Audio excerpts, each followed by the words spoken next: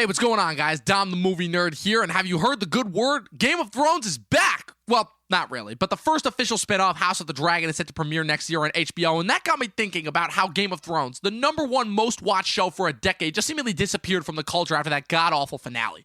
And I wanted to find out why, which is why I'm proud to present the newest hit show from the Talkin' TV network, Talkin' Thrones, the new weekly show where myself and friend of the channel, Professor Pat Huber, get together to break down each and every single episode of this hit show. We've got focus character segments, we break down the lore, we go over some old reviews, all to get to the question of where did this show go wrong? It's a really fun time. You guys are not going to want to miss this. So head over to the Talkin' TV channel on YouTube and Spotify to check it out. We go live every Sunday at 8 p.m. Eastern Standard Time. Audio goes up the following Saturday. It's going to be a really great time as we once again battle it out for the throne. All right, what's going on, people? Tonight, we've got a little bit of a different one. I'll admit we were supposed to do something else tonight, but things ended up getting shifted around, so instead we're doing a TV-based episode. Finally, we're bringing TV back to the podcast segment of Talkin' TV. We're talking about physical. We're talking about Dave, bringing it back, wrapping up some of the shows that we've been watching this summer, getting ready for some new shows, and yeah, just giving you guys a little nice taste of TV, you know, taking a little bit of a break from, I would say, a very disappointing movie summer overall. Chris, what are your, any comments on that?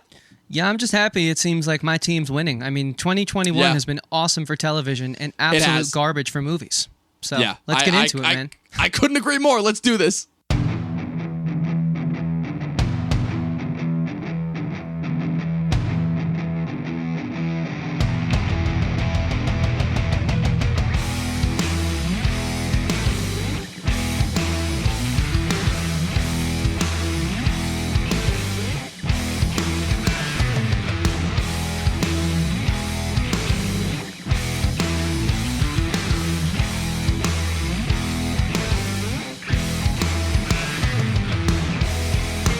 You know, Chris, it's funny because I remember I think it was actually around this time last year when you and I were chilling during the pandemic, and we were just talking about I think we were going on a hike, and we were talking about some of the media that we were consuming during the pandemic, what minimal media there was. And I believe you made a comment of like, man, I think the TV this year has been really great. And then we were going over the list of all the TV that we watched from the first half of 2020. And it was like Westworld Season 3, Ozark Season 3. And you're like, oh, man, maybe the TV from the first half of the year wasn't that good. But I think it was just the Clone Wars magical final season that kind of really swayed a majority of that opinion for sure. In hindsight. I definitely could see that. I definitely could see that because I was looking up like, damn, it's like Dave is like the best live action thing that came out of the first half of last year, the first season. I didn't really even like it that much. It really was. It was just so different and like something that was actually like clearly had some artistic intent behind it, as opposed to just being another piece of disposable IP. It was really satisfying, and it got better throughout the second half of the year. Like I think the late summer, and the fall of last year actually definitely came to play. But I think it's safe to say that just within the first half of this year, we're roughly 7 months into the year of 2021 right now, and I think it's safe to say that this year television is kicking movies' ass right now, like no doubt. Yeah, and I would even say you can define that even further, considering we're in August. We're not roughly 7 months in. Birthday we're 8 month, months by into the way. the year. And so with that being said, yeah, TV is absolutely decimating film. I mean, it's like you could compare the worst of film to the worst of TV, and still television comes out supreme so far. I mean, we got 4 more months left. Ridley Scott's apparently got 2 movies coming out. We'll see what happens. Yep. But so far, we got new Edgar Wright, we got Dune, we got new Adam McKay, we got new Paul Thomas Anderson, new Guillermo del Toro, supposedly new Alejandro Iñárritu, but that one's probably not coming out until next year, and of course Many Saints of Newark. So we got a few good ones to go before the end of the year. But yeah, it's safe to say I think that this is officially the year. We talked in the last couple of years, obviously really since 2016, which is when this kind of whole transition started, about how TV was surpassing film as far as just taking the risks and telling the stories that film was so scared to. But now I think it's safe to say that both between the pandemic and obviously everything that streaming is doing now, it's just better, ultimately. Like, because you know what it is? It's that it has ultimately become the the switch effect that we talked about, which is where television quite literally used to be just filler material in between advertisements, and TV was actually stories, and now it's completely flip-flop. Television is now stories, and films have become commercials that just set up the next one. Literally to the point where we got Space Jam, a movie that, even more than the original, was literally just a commercial for HBO Max. Yeah, you're not wrong about that. I think it's one of those things where obviously, Marvel comes to mind when you talk about being commercials for the next one, and obviously every individual origin story now we know builds to the patternized team up films, and that's fine. Honestly, like they were innovative with that, and they did that before everyone else, but at least what else is there different in the action genre, which seems to be the biggest grossing section of movies, which is why I bring it up. They're all sort of, even the ones that aren't superhero properties, the Mission Impossibles, the James Bonds, like they're all playing their own game. They're all kind of like the same thing, just slightly different, whereas every superhero property is like kind of like Marvel, just slightly different. And at least with television, it's like, first of all, it's a different storytelling, a different form of storytelling. Obviously, you can spend more time with the characters.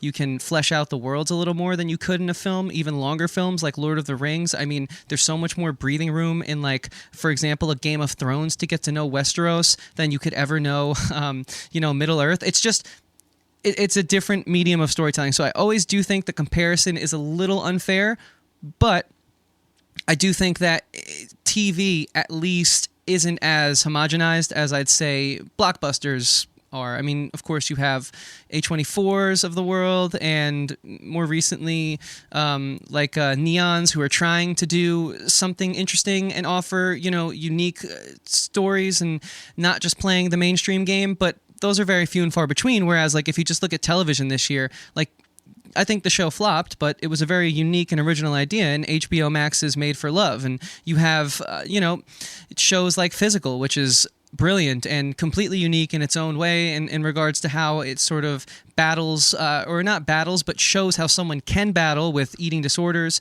and sort of how that is affecting the way that they go through life. And television is in a really good place where I wish film was. And I think it's, for a long time, I feel you could have said the inverse. So it's kind of nice to see this like golden age of television, which, and I'll toss it over to you after this sentiment, but which clearly we've spoken on the show many times, is like built off the backs of giants such as Lost, Game of Thrones, Breaking Bad, Walking Dead, like shows like that have been like 10 years ago, the big pillar shows that kind of like helped breathe a new set of fresh air into a new set of storytelling. So I hope something like that will happen with film, but I mean, it still seems like the Marvel game is stronger than ever. So maybe not. I think it's going to take. I think it's going to take a lot of movie stars trying to sue these studios. But and that's a completely different podcast. But I think it isn't a moot point, as some might believe. I definitely don't think it's going to be happening anytime soon. I think the box office is going to have to take a lot more hits as far as all this blockbuster spectacle goes before they really start to reconsider their options. But again, it's kind of funny how I've had this conversation with a lot of different people, with my dad, with a couple of different people, which is where now, because essentially television has provided the model by which you could still do these kinds of interesting and unique and different stories, right? What's it called?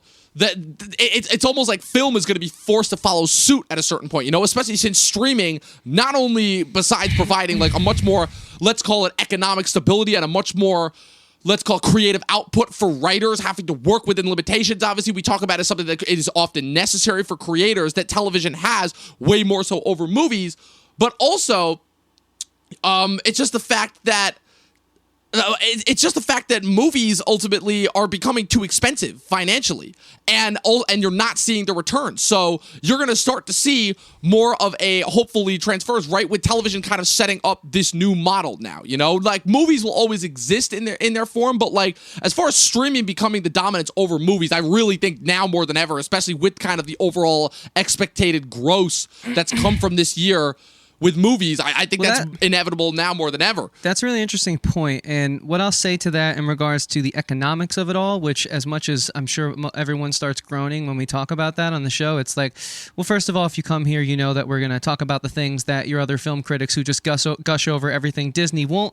And second of all, it's like really, you think art and creativity dictates what we get as consumers. It does not. And so it's kind of easier, I think, for television to be a little more avant-garde or abstract or take risks, whatever word you want to attribute what you and I consider to be what's happening in the television space right now. It's easier for that to happen when your shows are being paid for by a $7.99 monthly Netflix subscription or a $10.99 monthly Apple subscription, right? It's like, okay, we're going to make our money back either way because we're going to put out like 10 shows this month, and as long as one of them hits, our service makes the money. Whereas with the movies, each movie dies and lives individually on its box office numbers, how many times people go and see it, its domestic and worldwide gross, and TV just doesn't have to deal with those obstacles because it's under the umbrella of these giant streaming services that can afford to put out 40 flops, give massive budgets to 40 flops because they got that one Stranger Things and they make all their money back on that.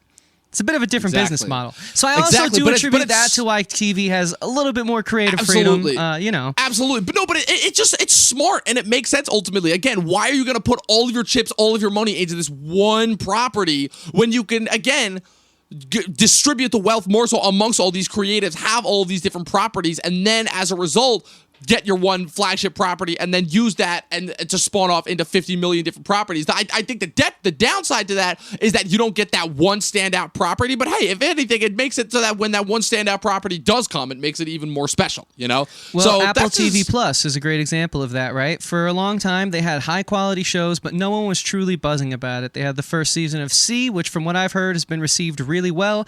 They had Defending Jacob, which made waves in its own right. But then the morning show comes around, and that's like the show that you're like, oh, so this streaming service was pretty solid, but here's that one defining show. You know, and now the whole streaming service has been sort of given new life because of the morning show. And then obviously I don't think without the morning show would we have seen breakouts such as like Ted Lasso. I wouldn't say Physical is a breakout. I think it's still pretty low key, even though we're going to be covering it here shortly in the podcast. But you've also had other sort of Apple TV Plus breakouts in the shape and form of like some of their movies, like that most recent Coppola film, the Daughter. What was the name of that? On the Rocks. On the Rocks. And like because of I think the morning show, the only reason people know about Apple TV Plus, which gave these other properties chances to kind of like blow up. So yeah, it's an easier game, the streaming game, but also if Apple TV Plus never had that one show that hit, would they still have been in the same place where it's like, hey, we're Apple, so we can afford to have the streaming service, but like none of our shows are doing anything?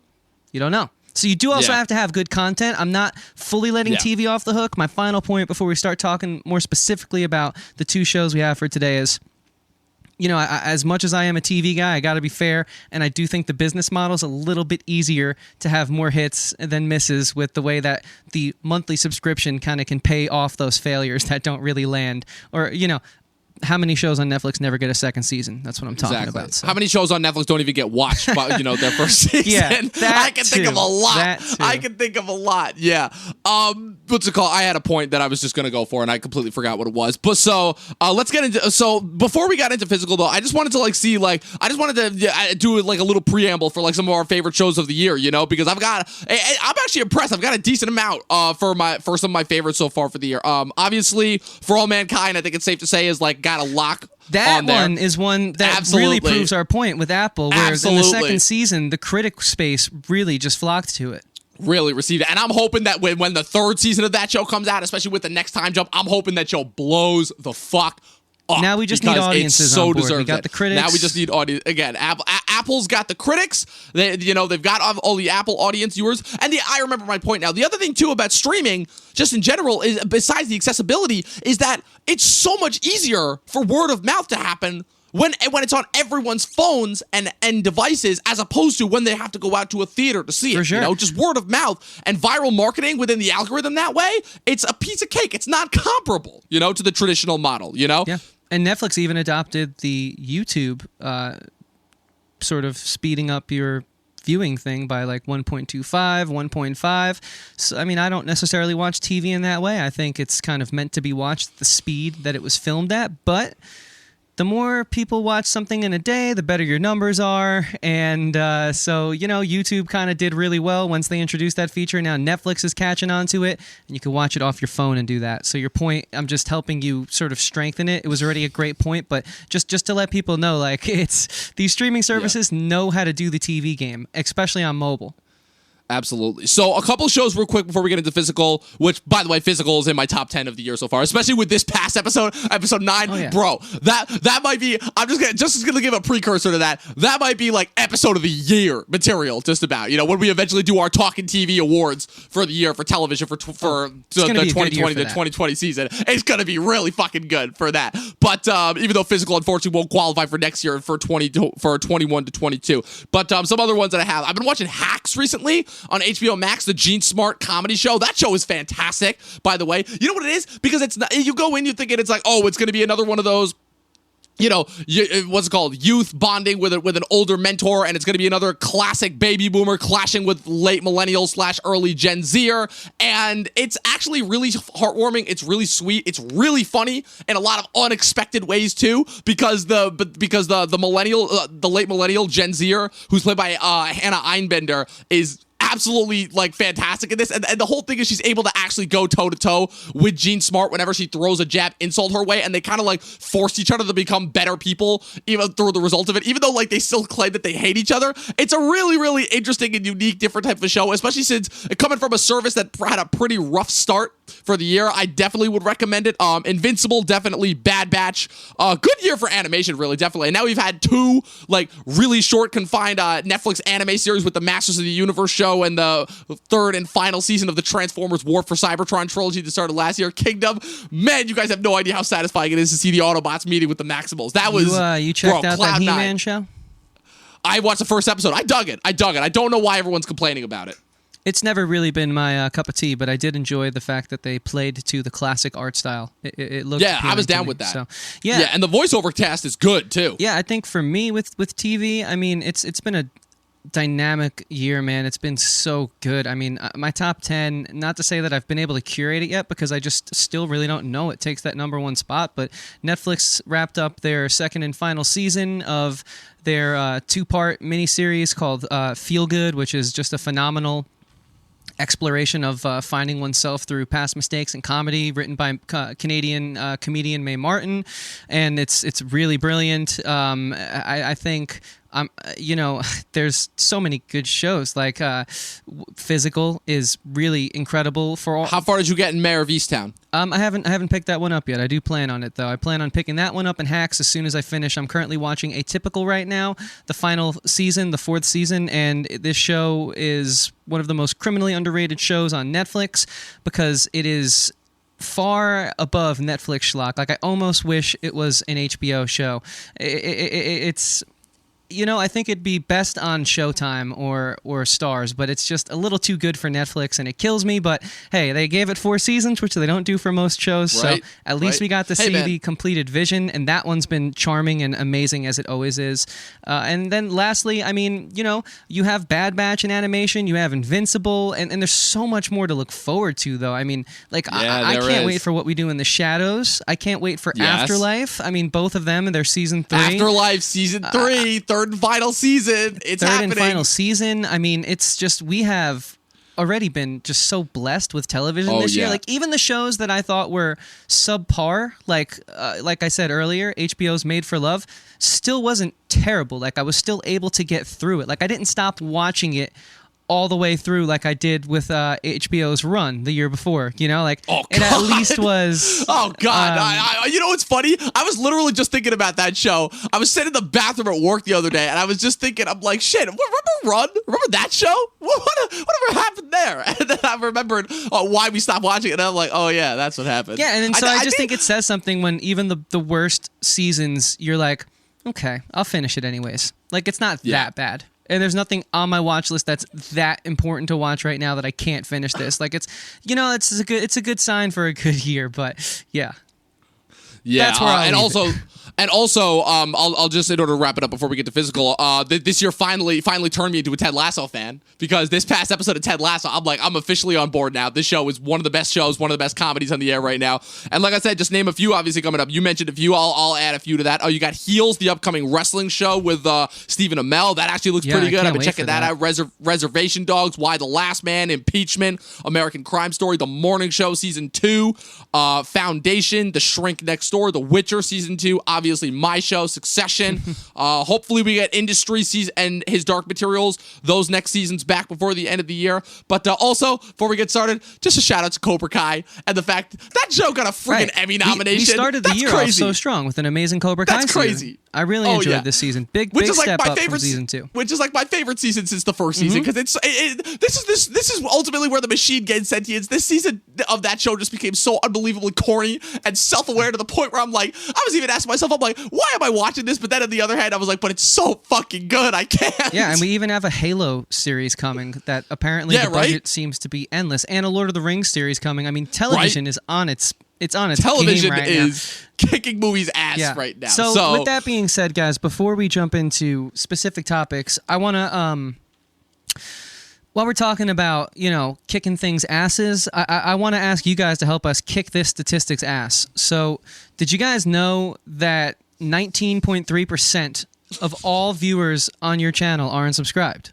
That might seem like a low number, but I don't know, our channel, we get roughly a couple thousand views a month, and imagine if that 700 to 800 of you guys were subscribed. I mean, that would be unreal. The growth would be astronomical. So we're asking that we take it from 19.3 and make it 100%.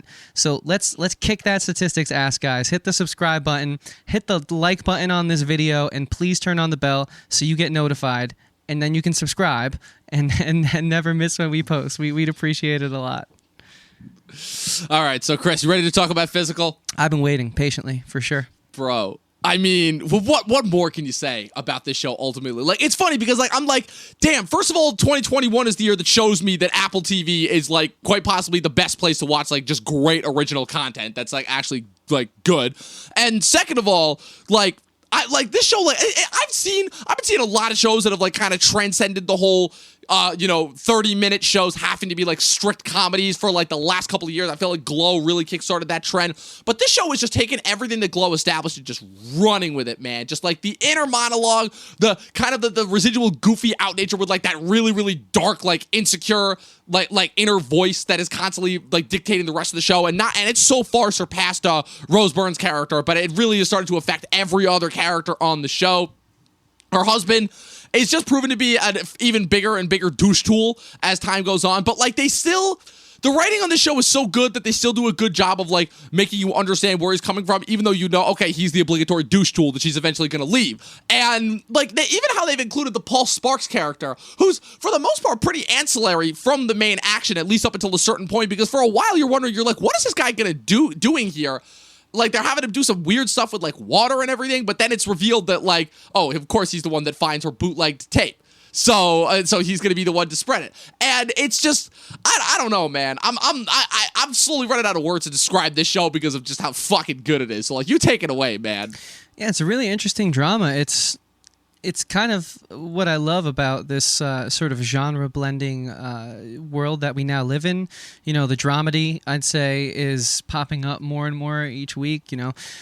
The street term for a drama that also is a comedy. And we have like all these hybrids. And I think it's because of this just renaissance of television, like we said, that comes on the shoulders of the giants of the past decade, that we're able to have these really interesting and impactful creative installments in the world of TV, like Physical, like For All Mankind, that we just probably wouldn't have been able to get in the past, especially with how niche and specific the topics of both of the shows I just referenced are. I mean, we've had space epics before, we've had space television shows, but For All Mankind is literally so pinpointed, so accurately about one specific thing, and then they build upon it in the season. What if Russia landed on the moon first and America didn't? And it's like that. It's a hard sell when the log line is that tight and that carved out. There's not much room. If you don't like this, well, hey, there's not much room there. But because I think of what TV has become,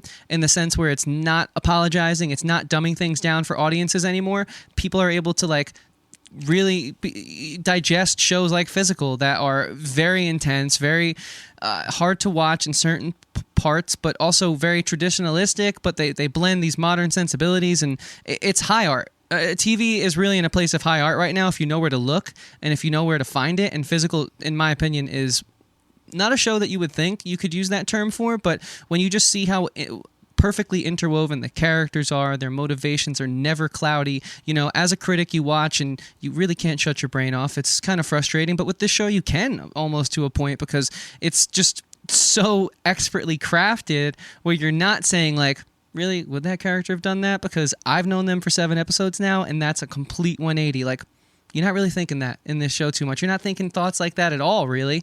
And I guess half of this podcast has been a testament to Apple TV Plus, so I'll just dig down and make my statement there, a part of that, but also to the show in and of itself, kind of being a show that I hope can break out of the sleeper hit mold like we're hoping For All Mankind can on Apple TV Plus, because so good.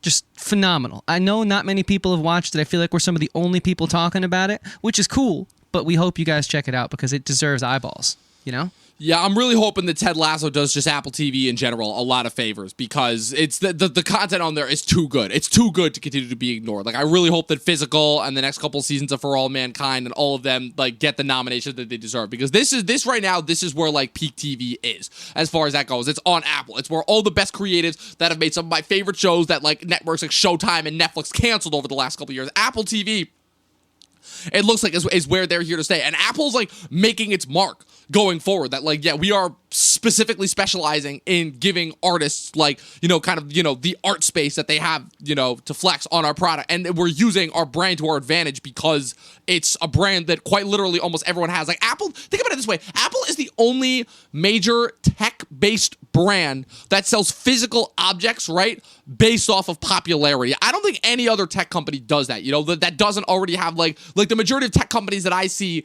that are like boosted by popularity are like social media companies, you know, like those are the big ones, like obviously TikTok, Snapchat, Instagram, all of those, right? But the ones that like sell physical products, the tech companies, like Apple is number one. So yeah, Microsoft, Apple. Yeah, but Microsoft, I feel like, what kid do you know? When was the last time you heard somebody our age talking about like the new like Microsoft computer that they were gonna get? Is the point that I'm trying to make, you know? So like the fact that Apple just has such that strong brand awareness, and the fact that they're using that to actually give artists a chance to like actually make some really good content is really commendable, I think, especially when they so could have easily gone the other way. Like you saw even though the movie was problematic, but you saw that they took on the Russo brothers movie Cherry, and they're doing the #1 Sundance hit that what's it called? That got like the top prize at Sundance, Coda, that's actually coming out next week. And they're doing Scorsese's next movie, Killers of the Flower Moon, and they're doing the Coens' next movie, the Macbeth adaptation with Denzel Washington. Like they've really hunkered their foot down, and they've really like kind of settled in their own specific corner of like the streaming game right now. And this show, I think, is the fact that this show is like gonna be on the same network as like the next Scorsese movie. I think that should tell you something about it. Yeah, and I also think Apple, quite literally, if they keep up their careful curation, like we spoke about many times on this podcast before, you know, HBO's swung a few times this year and missed, you know, but Apple so far from what I've watched is really crushing it. And then from what I've read for the shows that I haven't watched, like C, like Defending Jacob, you know, not many people are complaining. It's just a matter of their marketing is pretty lackluster, so not many people are watching. But if they can figure out that marketing, if they can figure out that branding and really find a way to get these shows out there, more so than just the morning show or the Ted Lassos, which kind of just win the meme game, and so then people go and check it out, not really to attribute anything to Apple for making that happen, more so just the internet doing what it does. I really think maybe in 5 years, if HBO keeps up their pace and Apple keeps up theirs, we might see a change in the tides. You know, HBO might be #2, not #1, as far as like the place to go for high art, carefully curated content. It's pretty crazy as far as that goes. I never once thought that it would be this good, mostly because nothing that they made just seemed appealing to me in general. And now they're like making, like, for me, like the most watched stuff. Like now all their shows that they make now, like I'm looking forward to. Like I have no idea necessarily what Foundation's about. I have no idea necessarily what Mr. Corman's about. The Shrink Next Door, I heard the premise. It sounds fucking insane, but just the fact that it's on Apple, I'm like, I can't wait. Yeah. You know, and that's just the type of curation I'm gonna watch that they've developed. The promotion for that's actually been pretty good. We have Batista now in the new season, and Jason Momoa. Yeah, I saw that. It looks dude. Cool. It looks really cool. It looks like a cool show. Like I think it's finally time I check it out. And I wouldn't have checked it out if Apple hasn't slowly been winning me over time and time and time again with its series. And so, you know, this is the physical segment, but I think Apple does deserve to come up. So if you have any It's a part final of it. It's a part thoughts of it. On Apple, I do have like a few I was more gonna say, sentiments. I was gonna say before we got into it, I wanted to talk about this episode specifically. Please, let's do it, because yeah. I mean, we talked a lot about the show in general, obviously on our variety shows, right? We're finally given it's been so good, the show, that we're finally giving it a segment on our actual podcast. But I wanted to talk about this past episode, because this past episode, it's funny because in just dramatic television in general, The Sopranos kind of started this trend. We kind of see this, right? Whenever we ramp up to like the end of the season, right? We really see that the penultimate episode is like really like kind of where all the crazy stuff goes down. And then the final episode is kind of where like you get the wrap up and transition to the next season. And you see all the characters are just at their lowest and also simultaneously at their highest in this episode, you know, because you had Sheila's housewife friend, what's her name? What is her name? Grace? Greta. What's it called? Greta finally coming to her own last episode, you know, after an entire season of being like this kind of really meek and timid character who constantly felt like was just trying to make friends with and idolize Sheila, but Sheila was just kind of too in her own head to really recognize just how nice this woman was being to her. And it finally came to a head, and they were finally able to like have a really intimate moment with each other in a way that like was kind of missing for a majority of the show. And then just like everything is coming to fruition, right? The boyfriend, Tyler, is now unfortunately going to have to most likely give up the one thing that he loves, surfing, because he's got a hearing problem. They find out that someone is bootlegging their tape. Obviously, and of course it's Tyler's dumb fucking surfer friend. That scene was just it was such a great lead up to, because it was such a like, that was the only traditional goofy corny moment when the four of them were like in the car like doing the slow-mo walk towards the house, and then you just see this moron just sitting on the side of the pool. But it was so tasteful. It was so tasteful. You know? It was so Like, good. it Like that was the called only for moment it. where I probably laughed. And then what's it called? And then of course, obviously, but Sheila's also rock bottom because her douche tool husband Danny, unfortunately, like can we just talk about Danny and just like what a loser he is? Like from the get go, it's like I don't think there's ever been. I know that like he's definitely done a better job of like kind of surpassing this stereotype, but I don't think I've ever seen more of an obvious example of just a loser husband. I think probably the only other recent example that I can think of is the husband is Mike's dad from Stranger Things, who I think the majority of his characteristics is literally just sitting there on the chair, like constantly like in some state of like falling asleep. But I feel like Danny this ultimately was just Danny at his worst, because Danny found out obviously about Sheila basically draining their finances because of her disorder, which obviously she is still not coming out to anyone about, and understandably so. And so you find Sheila in this really weird position where she kind of has to kowtow to Danny, even though Danny is still being just absolutely obnoxious. But then Danny obviously commits the ultimate sin, which we kind of figured it was coming. It was more so a matter of like, okay, how did this not happen sooner? Obviously, when he hooks up with his former college student, Simone, and then obviously their 5-year-old daughter walks in on them, and I'm like, oh man, this is next level storytelling right here, is what it got is. messy Because real like fast. I didn't want to. It did. I didn't want to turn this into a plot recap of the episode, but this was the first episode that really made me go like, okay, this is like best of the year material right here. It's really Yeah, good. you know, I think what you've been speaking a lot about is like characters having their motivations questioned, but I would beg to say that these characters are more dimensional than you're making them out to be. In the example of the surfer guy who can't surf anymore, you know, he also has his filmmaking, which is a passion of his, and his girlfriend who he loves, who's really good to him, and he's just needs to get his stuff in order so he can, you know, be a good partner to her. And like, that's so, it's not the only thing that he has, you know, he is failing to see that right now, but it's really cool because I'm hoping we can predict like a solid character shift there. And then in regards to Danny too, like I feel like you kind of made him a little more one note because he kind of showed a moment of sympathy, and I'm curious to see how it plays out in the finale where he's like, does she have an eating disorder? You know, like I'm not sure. And that was pretty selfless of him for the first time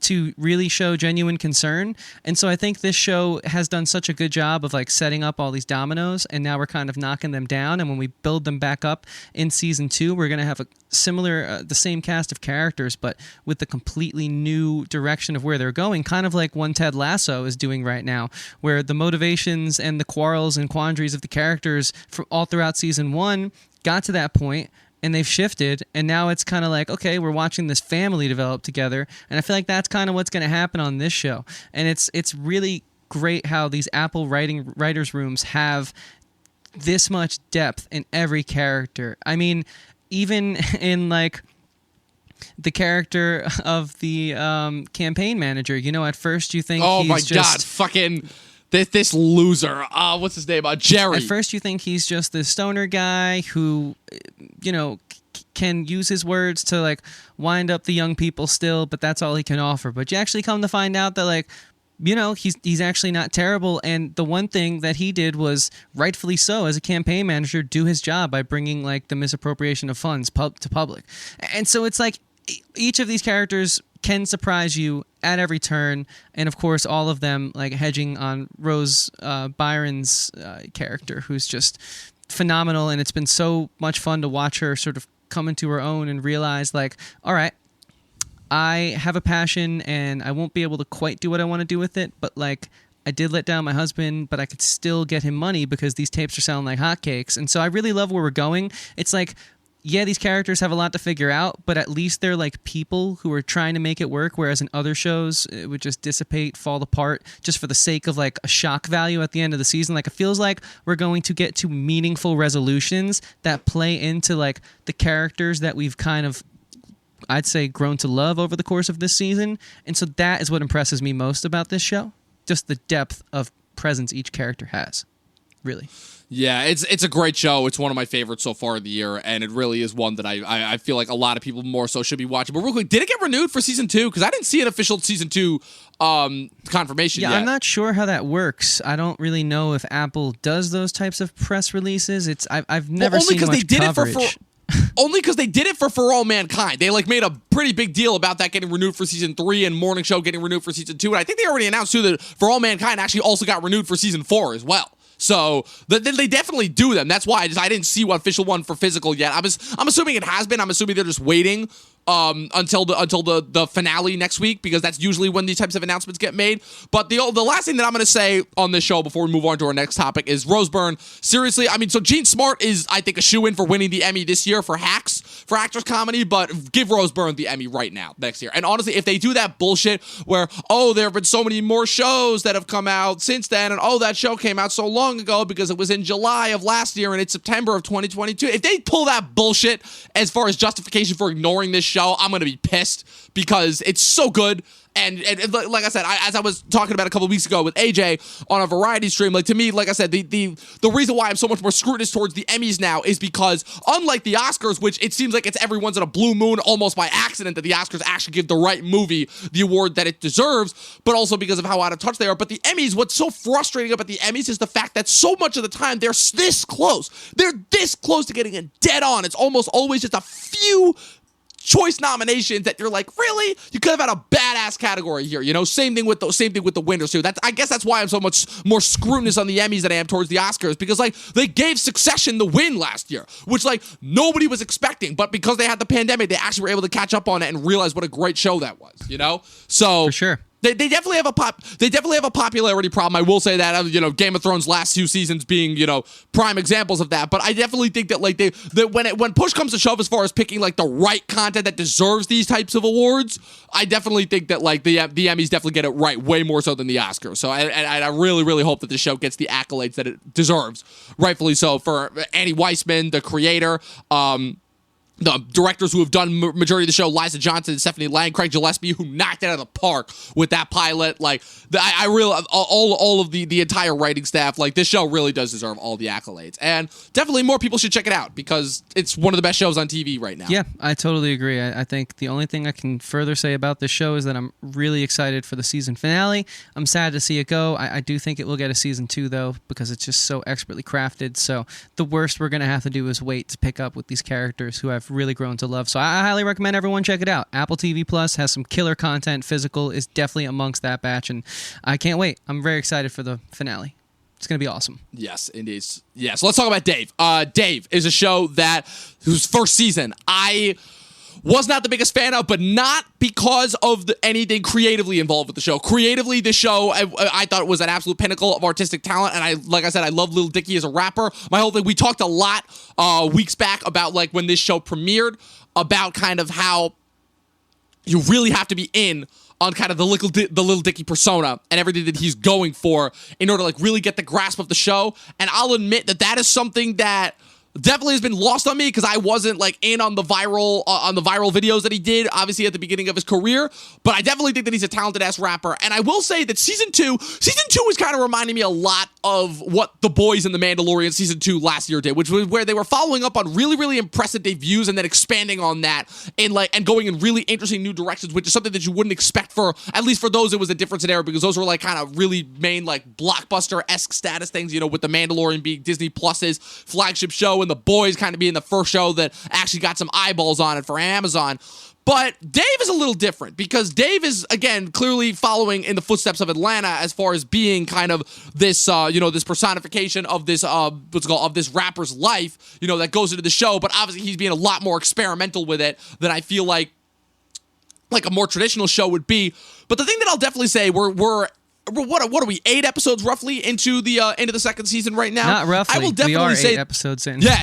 Yeah, there you go. We're 8 episodes into the second season out of another 10-episode season, and I can definitely say that this show is definitely getting a lot more inside Lil Dicky's head than the first season did, and understandably so. And I think that's why, even though I'm still not entirely on board with the show yet, I'm definitely way more into way more into this season than I was last season, because last season I kind of watched it all in a blow. There was a lot of that last season. I watched I watched Dave all in one sitting. I watched Ted Lasso all in one sitting. And I think now that I'm actually like getting to watch these shows on the week-to-week basis like they deserve, I'm actually getting to like appreciate these shows in the way that I was meant to. But with these past 2 episodes specifically, obviously with episode 7 with the Allie flashback, kind of how they met, and then with this past episode with them kind of losing the house and them having to move into Dave's parents' place, and Dave realizing that him losing Allie is what's caused this creative block that he's been experiencing this entire season. Like, it's much more introspective, and I think it's much more engaging as far as kind of the content goes. But like, I don't know, what's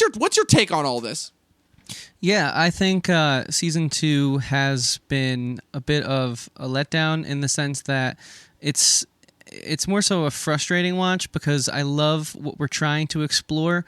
I think it's a mature step to have taken from a writer's perspective, Lil Dicky being one of the main writers on the show. I think it's really shows his growth as someone who's very new and green to the television world, only having a second season of his first ever acting gig be aired. But the execution is poor. I think season 1, while it wasn't perfect, felt like a complete show, and it had characters, whereas this season it really just feels like Lil Dicky and everyone else who we knew and really got to like from last season, like Gaeta, like the Andrew Santino manager character, like it's just so many of them. Just really, they're not characters right now. It's all about Dave, and I feel like we've kind of lost, not the ensemble because it was never an ensemble, but we lost the chemistry that Dave had with this friend group. I think we started the season off with some amazing commentary on the music industry in regards to how people will do anything to get a stream. They'll sacrifice artistic integrity. The way that Spotify plays dictate the amount of money in your pocket, and so that dictates how the artist acts, rather than back in the old days where the artist would just try and write the best, most genuine song to them and then put that out, not worrying about sales or anything or streams. And that was awesome. And the first 2 episodes really did a good job of like making a commentary on the music industry and then the entertainment industry as a larger whole, when we had those TikTokers come in, and it was just really cool. And I loved what they were trying to say. But since then, it kind of just feels like we're following Dave meander through random episodes where we get a cameo from Doja Cat or Benny Blanco, and we don't want to turn them away because those will be flash episodes for the week. And by flash, I mean Twitter will be retweeting Doja Cat flirting with Lil Dicky over this random dating app, but because it's a Doja Cat feature and this is like one of the most listened to artists in the world right now, so we can't not have her in the show, even though the script's pretty weak, and it kind of takes away from like what we're trying to explore, and it cuts time out from all these other side characters that make Lil Dicky's character so much more enriching. And so it's a frustrating season because I don't hate it, but I felt we took a step backwards, and I felt like we could have become a show that I wasn't just watching because I'm such a fan of his music, and I think he does have general charisma that can translate and has translated as an actor. I felt like it just could have been a show that I'm like, wow, like this is an interesting comedy, and he really made the transition, and it feels real and legit. I feel like I'm still waiting for that. I think if it doesn't happen after this season, in the next season, then the man got very lucky, in my opinion, and got to live his dreams out. And I didn't have a terrible time watching it, but I just think we're dropping the ball to shorten everything I just said. But it's a shame because the commentary was so strong at one point. Let me ask you something. So do you think that's almost like to the intent of the show, right? In order to kind of like isolate him from everyone else and make it so that like, because I definitely see where you're coming from as far as kind of how the celebrities, right? Like how they do Kareem Abdul-Jabbar. Literally, like that episode, I'll admit, that was a pretty weak episode. And literally just how that's like an excuse for them to like, for him to like have the Kareem Abdul-Jabbar bit. Because the whole thing is that like he raps about it, but he doesn't even know why he's rapping about it. He's just doing it because the name rhymes and sounds cool, you know? Like, I feel like that's almost like to the intent, right? Where like the show is clearly of like a personification of the of kind of like whatever he's feeling right in the moment, right? Where the first season, you're right, is this really interesting commentary on the music industry, and maybe it's the fact that like maybe he personally feels frustrated about the fact that he hasn't been able to put out an album out in the wild, so now he's kind of putting that into the show. You know, like I'm just speculating here as far as that goes, but only because I definitely feel like I personally am getting more out of this season than I did last season. If only because I felt like any of the smarter bits that were talked about in the last season were kind of overshadowed by some of the more like more immature humor bits, you know, where it's like it ends with the milking table bit, and I'm like, I'm just like, okay, really, like that's, and like the one episode where like they end up breaking up, which is, in my opinion, a pretty bad episode, ultimately. And then he just literally just has to take a shit in the woods. And that's what it comes down to. And I'm like, oh, so this is it's a large part. I'm like, oh, so this is the type of humor that this is. The signs have always been there, but at least we explored relationships last season. You know, we explored the relationship with him and his best friend producer, with him and Allie, with him and his manager. This season, with him and Gaeta. And we had so much growth from Gaeta this season, and he's almost non-existent this season. And it's just so frustrating. It almost feels like it's almost like he's completely disconnected from Dave, and the only reason why he's standing out is because he's Gaeta, and he just stands out that much. And every line that he drops is just an absolute gem, right. You know. Because but like, he was such a breakout character star from the first season, and they did a good job writing the people around him in the first season. And now it really feels like the joke came first and the story came second, whereas in the first season, I think you would flip those, and I would stand by that. So it's a bit frustrating. Yeah. It's still fun because it's a wild card show. You never know what you're going to get. That's for sure. You gave some great examples already of how much of a wild card it can be. And there are far more this season, too, that come. But I want to watch something find interesting that I can see break out of the gimmick and the shtick. And I do think this show has that potential. And I think that's where I'm the most frustrated with it right now.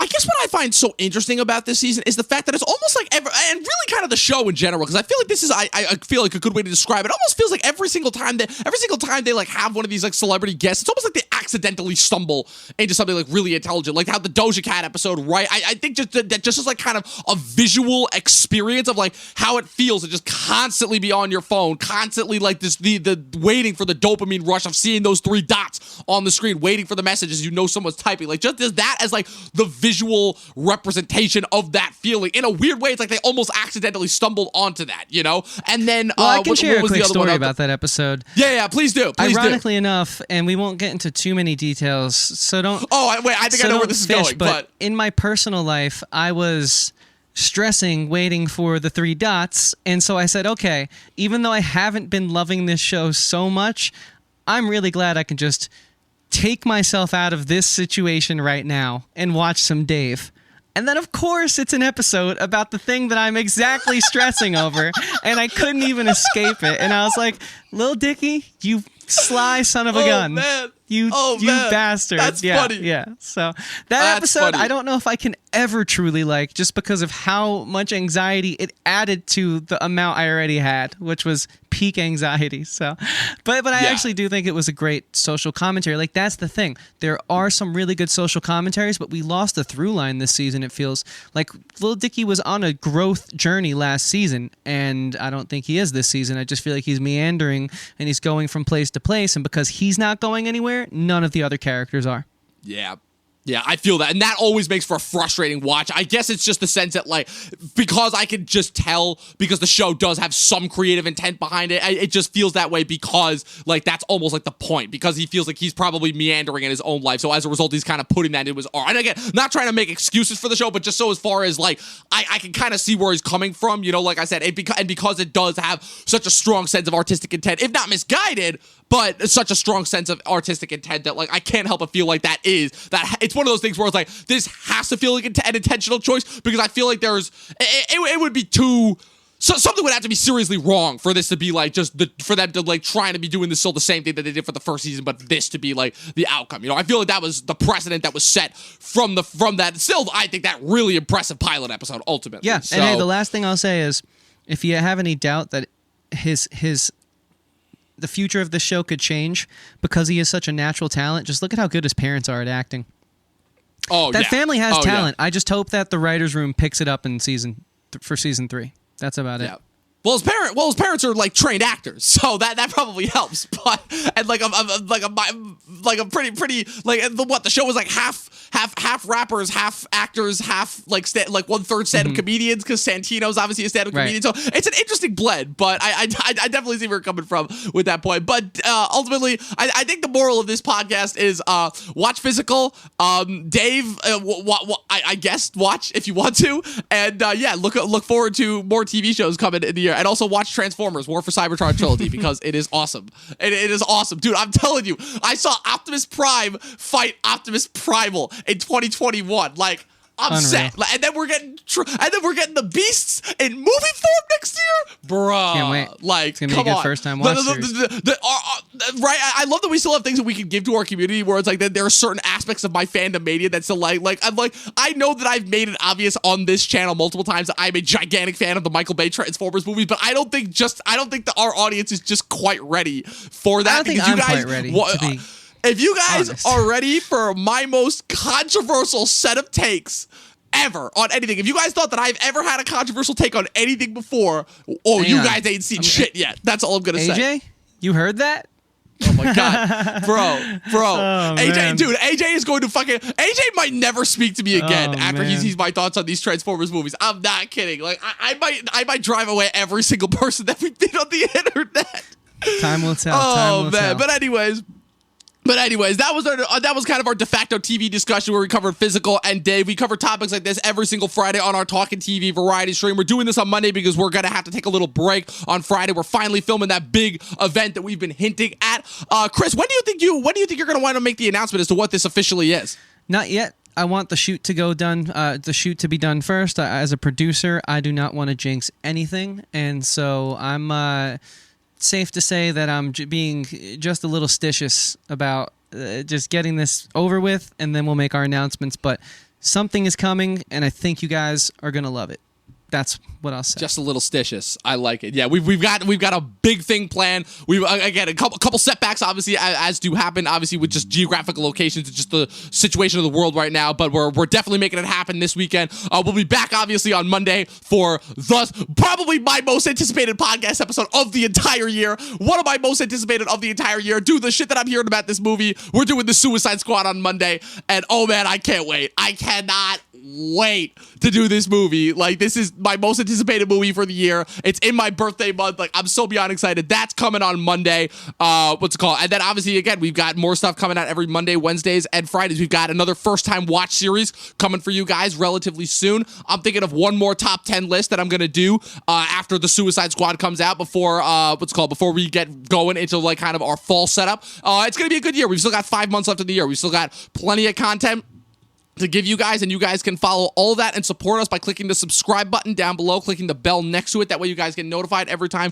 we put up new content, and you can follow all of us on Facebook and Instagram at Talkin' TV Podcast, where you'll get notified every time we put up new stuff. You could also follow us on our personal social medias. Chris, where can they find you? Yeah, you guys can find me in a lot of the same places at Christian Ivanko. I'm on Facebook, Instagram, and Twitter.